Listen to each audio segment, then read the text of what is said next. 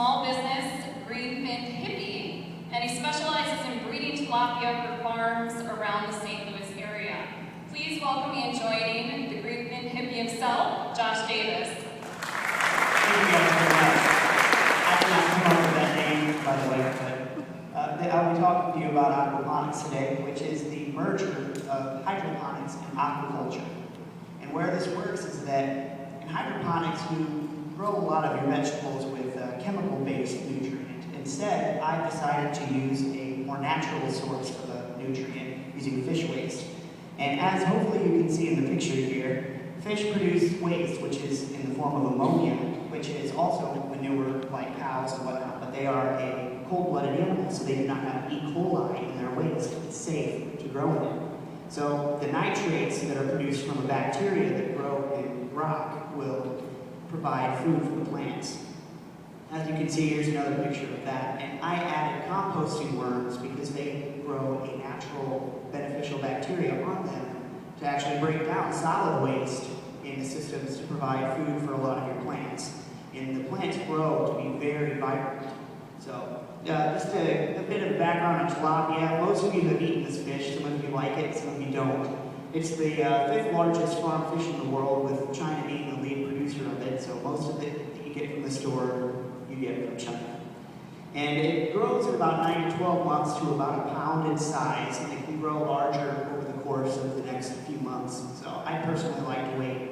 But they're an excellent fish to farm due to their resistance to disease and how much you can stock per gallon of water. So if you have a pound of tilapia, you can fit that in 2 gallons of water, and that stocking density is incredible.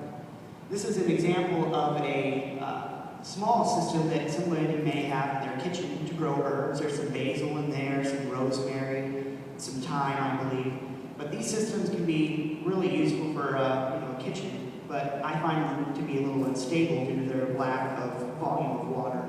This is a more medium-sized system here that's actually located in Epcot. So far, I've made some of these pictures, and some of these are from other places, but this picture from Epcot is a great example of a medium-sized aquaculture system where they're growing lettuce up above a tank of tilapia. It's a great, if you see the lettuce there, here is a large-scale picture of somebody growing tilapia or a company. They're growing tilapia and lettuce at the same time. In aquaculture or aquaponics, you can grow lettuce in a 4-week period, which is astronomically fast. It's great that you can get so much production out of it. Now this is my favorite. This is from a picture from Will Allen from Growing Power up near Milwaukee area, and he utilizes raceways, which tilapia and most fish prefer a long way to go instead of a deep way to swim. So I like this because of the vertical growing. This is an example of a tank that would be a standalone system with a solar panel up top, providing power to a small pump that can run water throughout the whole system, and you have a standalone system that's 97% efficient with water. So in areas of the world that lack resources like water and fertile soil, this can be a great solution. This is a picture of Overlook Farms in Clarksville, Missouri, and I've been working with them for quite a while, providing them with fish. And they have these raceways that they've built that I recommended them using Will Allen's solution to this whole aquaponics issue. And it's absolutely amazing what they've done there. This is starting of my pictures, ones that are actually of my systems at home.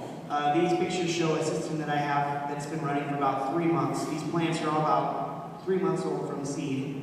And I've already harvested plenty of basil. I've cut down the basil plants twice already, and they just won't stop growing. So that stuff grows like weeds. But I grow a lot of tomatoes in the systems and peppers. I have some trouble with those plants because I don't have any bees. And to hand pollinate every single flower is an incredible amount of work. So I recommend people use, a green type of plant, like such, which is kale. Kale is absolutely delicious if you've ever had it, especially fresh. You cut off a piece of kale, and that stuff is dripping because it grows in water, and it's incredibly sweet. This is a system that I have inside that's been running for over a year, and it's provided kale for me and my wife for plenty of time. She doesn't eat much of it, though. This is another system I have growing in my garage. It's a 200-gallon. These are made from IBC totes, which are containers that you can find on Craigslist for anywhere between $50 and $100. I cut the tops off of them, flip them over, toss some basic plumbing in there and some rock, and you have yourself an aquaponics system. This is Harold. He lives in my garage with a bunch of his brothers and sisters, and he defends my plants from the pests that would otherwise eat my plants. And they're very friendly to people, but not so friendly to other bugs. And if you're a gardener, you'll understand. These are some of my tilapia that I have in my breeding tanks. These breeding tanks, I only have 2 tanks right now that I can provide thousands of tilapia fry to different farms, like Overlook Farms up in Clarksville, Missouri. If you ever get a chance, they have all my fish. So they're doing a really good job at that. And I'm working on growing more different types. This is a red strain of tilapia. The last picture you saw, a white Nile. This is a red Nile.